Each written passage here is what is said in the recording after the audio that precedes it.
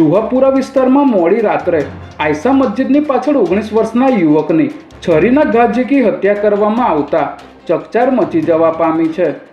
જુહાપુરામાં રહેતા મોહમ્મદ સાલિક શેખને રેહાન પઠાણ સાથે રમઝાન સમયથી તકરાર ચાલતી હતી। બંને વચ્ચે ઇન્સ્ટાગ્રામ પર સ્ટોરી મૂકવા બાબતે અગાઉ ઝઘડો થયો હતો, જેમાં મોહમ્મદ સાલિકે સોશિયલ મીડિયા પર મૂકેલી એક સ્ટોરીની અદાવત રાખી રેહાન પઠાણને વાત કરવા માટે આયશા મસ્જિદ પાસે બોલાવ્યો હતો, જ્યાં રેહાને ઉશ્કેરાઈને સાલિકના પેટના ભાગે છરીના ઘા ઝીકી દીધા હતા, જેને કારણે તેનું ઘટના સ્થળે જ મોત નીપજ્યું હતું।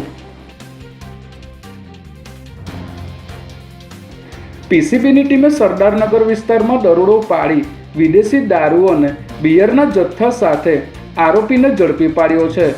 પીસીબીને ચોક્કસ બાતમી મળી હતી કે સરદારનગરના આંબાવાડી 4 રસ્તા પાસે આવેલા સમરથનગરના એક મકાનમાં મોટા પાયે વિદેશી દારૂનો સંગ્રહ અને વેચાણ થઈ રહ્યું છે, જેના આધારે પોલીસે અહીં દરોડો પાડી અમિત સુધવાણી નામના શખ્સને ઝડપી લઈ તપાસ કરતા ઘરમાંથી વિદેશી દારૂ અને બિયરના ટીન મળી 598 નંગ બોટલો મળી આવી હતી, જેના આધારે પોલીસે આરોપીને અટકાયતમાં લઈને મકાન માલિક તેમજ એક અજાણ્યા મોબાઈલ ધારક શખ્સને વોન્ટેડ જાહેર કર્યો છે।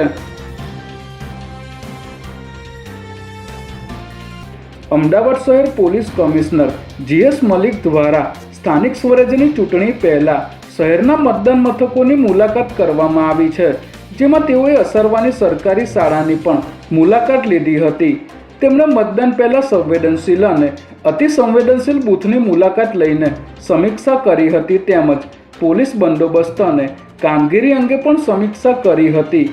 આ વખતે ચૂંટણી દરમિયાન કોઈ અઘટિત બનાવ ન બને તે માટે 8000થી પણ વધારે પોલીસ કર્મચારી અને હોમગાર્ડ જવાનો તૈનાત કરવામાં આવશે।